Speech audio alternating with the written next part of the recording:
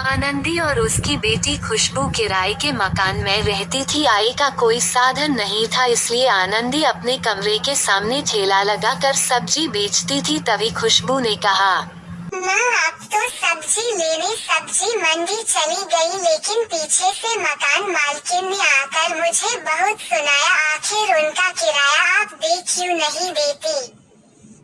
इस बार अगर तुझे देखने दिखाने का खर्चा न हुआ होता तो मैं किराया दे देती। अब ना ही किराया दे पाए और ना ही तेरे रिश्ते की कोई बात बन पाई। जब देखो मेरी शादी की चिंता, इतनी भी चिंता मत किया करो माँ, बता देती हूँ अब कोई भी लड़का मुझे देखने नहीं आएगा। हाँ देखने आते हैं और हमारी गरीबी देखकर मना करके चले जाते हैं। अब ये तकलीफ और बर्दाश्त नहीं होती। तेरे हाथ पीले हो जाए तो मैं चिंता मुक्त हो जाऊँ, डरती हूँ अगर तेरे पापा की तरह मुझे भी कुछ हो गया तो। ऐसे ना बोलो माँ, अगर आपको कुछ हो गया तो मेरा क्या होगा। गरीबी की मार खाती दोनों माँ बेटी गरीबी में अपना गुजारा कर रही थी। पिताजी रहे नहीं और एक भाई था जो बहुत सालों पहले गलत दोस्तों के संगत में आकर घर छोड़कर चला गया था। इन दोनों माँ बेटी का अपने गरीबी से लड़ाई जारी था। माँ आज ना पिंकी ने मुझे अपने घर बुलाया है, आज ना वे अपने घर पिज्जा बनाएगी, लेकिन तू वहाँ क्या करेगी। माँ मुझे भी पिज्जा बनाना सीखना है, मुझे पिज्जा खाना बहुत पसंद है, लेकिन वे बहुत महंगा आता है। खरीद तो सकती नहीं लेकिन बना कर तो खा सकती हूँ ना। ठीक है जल्दी आ जाना। हाँ माँ मैं जल्दी आ जाऊंगी। खुशबू पिंकी के घर गई और उसने पिंकी से पिज्जा बनाना सीख लिया। तभी खुशबू बोली, अरे वाह पिंकी, पिज्जा बनाना तो बहुत आसान है, लेकिन मैं इतना सामान कहाँ से लाऊंगी। अरे तेरे घर तो सब्जियाँ बिकती है ना, मैदा से पिज्जा का ब्रेड बना लेना और दूध से चीज, बस बन गया पिज्जा। खुशबू के मन में खुशी थी, उसे तो विश्वास ही नहीं हो रहा था कि पिज्जा इतनी आसानी से बन जाता है। उसने सोचा, मैं ना घर जाकर पिज्जा बनाऊंगी, पिज्जा खाकर माँ भी बहुत खुश हो जाएगी। खुशबू घर गई तो कुछ सब्जियां काटने लगी। आनंदी को तो कुछ समझ ही नहीं आ रहा था कि ये लड़की कर क्या रही है। तभी आनंदी बोली, खुशबू ये क्या कर रही है, मुझे तो कुछ समझ में ही नहीं आ रहा है। माँ मैं पिज्जा बना रही हूँ, बनाकर आपको भी खिलाती हूँ। तभी अचानक से उनकी मकान मालकिन आकर बोली, तुम लोगों के तो मजे हैं, समय से किराया निकलता नहीं और घर में पिज्जा बनाया जा रहा है, बस बहुत हुआ। या तो पिछले 3 महीने का किराया दो, नहीं तो कमरा खाली करो। हाँ अगर कमरा खाली नहीं किया था सामान निकाल कर फेंक दूंगी। आंटी जी आप तो बेकार में गुस्सा हो रही है, मैं तो बस ऐसे ही घर के सामान से पिज्जा बना कर देख रही थी। तुम लोगों के नाटक खूब जानती हो, तुम लोगों के तो हाथी वाले दांत है, खाने के कुछ और दिखाने के कुछ और। टिड्डी भर की लड़की मुझे जुबान लगाती है।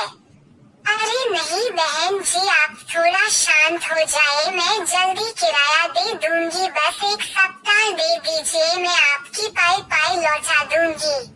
लेकिन मकान मालकिन कहाँ सुनने वाली थी। उसने गुस्से में आकर सारा सामान बाहर फेंक दिया और कमरे में ताला लगा दिया। आनंदी बेघर हो गई। अब वे अपनी जवान बेटी को लेकर कहाँ जाएगी। सारी सब्जियां यहाँ बाहर ठेले पर पड़ी हुई थी, अगर वे समय पर नहीं बिकी को खराब हो जाएंगी। आनंदी ये सब बिखरा हुआ देखकर रोने लगी।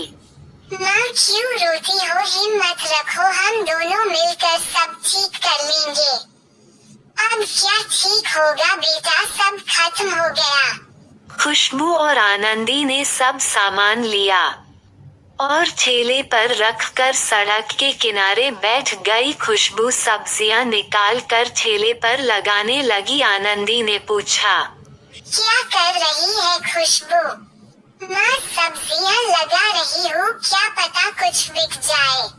मगर पूरा दिन निकल गया, सब्जियां नहीं बिकी। पूरी रात बैठकर निकल गई। रात भर सोचने के बाद सुबह खुशबू ने फिर से पिज्जा बनाने की कोशिश की। आनंदी गुस्से में बोली, खुशबू, इतनी मुसीबत के समय पर भी तू पिज्जा बना रही है। हाँ माँ, पिज्जा से ही इस मुसीबत से निकलने का रास्ता खोज रही हूँ। वैसे भी ये सब्जियाँ नहीं बिकी तो सब खराब ही हो जाएंगी, बस आप देखती रहो। हाँ। करीब 2 घंटे के तैयारियों के बाद पिज्जा बनकर तैयार था। उसकी खुशबू आने जाने वाले लोगों का ध्यान अपनी तरफ खींच रही थी। खुशबू ने खुश होकर कहा, माँ देखो ना, बन गया पिज्जा। तभी उधर के जाते एक लड़के अभिषेक ने कहा, अरे वाह, आपके ठेले से बहुत अच्छी खुशबू आ रही है। आप क्या बेच रही है? खुशबू ने सोचा, क्यों ना मैं इसे ही पिज्जा बेच दूं। हाँ, मैं पिज्जा बेच रही हूँ। पिज्जा, और ऐसे ठेले पर? पिज्जा तो पिज्जा है, चाहे ठेले पर हो या पिज्जा की दुकान पर, बस स्वाद होना चाहिए। अभी खाकर देखता हूँ कि आपका पिज्जा है कैसा। अभिषेक ने पिज्जा खाया था। वे हैरान हो गया कि ऐसी जगह पर ऐसा अच्छा पिज्जा कैसे मिल सकता है। वे बोला, सच में ऐसा पिज्जा पहली बार खाया है। अगर आपका पिज्जा कहीं अच्छी जगह बेचा जाए तो लोग इस पिज्जा को खाकर दीवाने हो जाएंगे।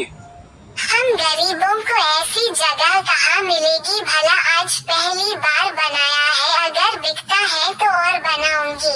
हाँ चलिए, 3 पिज्जा पैक कर दीजिए। मेरे पास अभी पैक करने की सुविधा नहीं है। आप चिंता मत कीजिए, आप मुझे ऐसे ही पॉलिथीन में रख कर दे दीजिए। खुशबू ने 4 पिज्जा बनाए थे। वे चारों पिज्जा अभिषेक ने खरीद लिए और बोला, मैं कल आपको पिज्जा पैक करने के लिए डिब्बे लाकर दूंगा। मेरा भी अपना होटल है और सुनिए, पैसे नहीं लूंगा, आप चिंता मत कीजिए। पिज्जा बेचकर उसने 300 रुपए कमा लिए। आनंदी बहुत खुश हुई और बोली, बेटी, अब ज्यादा पिज्जा बना, अब इसी से हमारी किस्मत बदलेगी। माँ, पिज्जा तो मैं बना लूँ, लेकिन चीज कहाँ से लाऊं माँ? वे बहुत महंगी आती है। अरे, जो पैसे तेरे पास है उससे चीज खरीद लो, मैं भी तुम्हारी पिज्जा बनाने में मदद करूँगी। अगले दिन उन्होंने और पिज्जा बनाए। वे भी बिक गए। अगले दिन अभिषेक उसे पिज्जा पैक करने के डिब्बे देकर चला गया।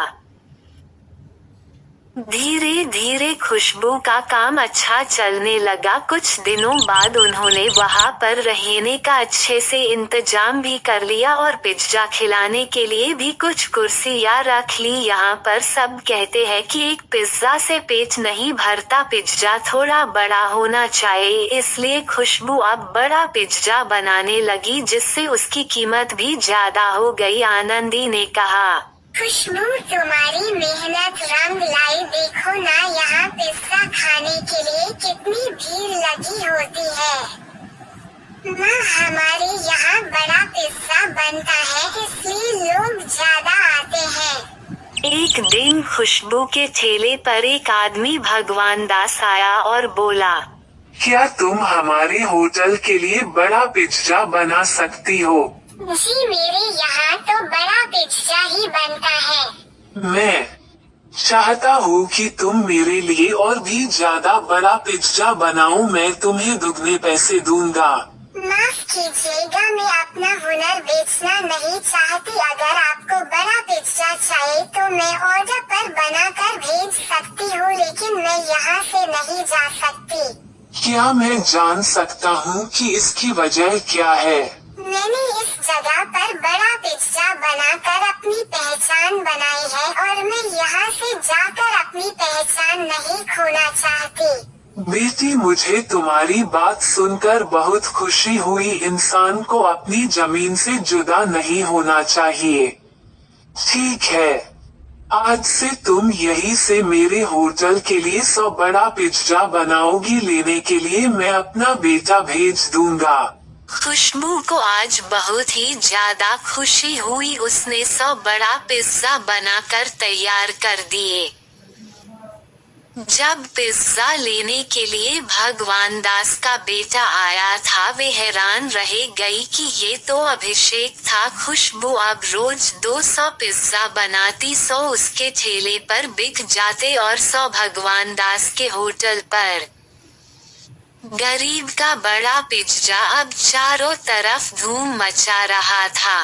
एक दिन भगवान दास बोले, बेटी, क्या तुम मेरी बहू बनोगी? आखिर तब तक ये बड़ा पिज्जा लाने ले जाने का काम चलता रहेगा। अपने घर चलो और अपना होटल खुद चलाओ। उसके बाद खुशबू और अभिषेक की शादी हो गई और खुशबू अब होटल में बड़ा पिज्जा बनाने लगी।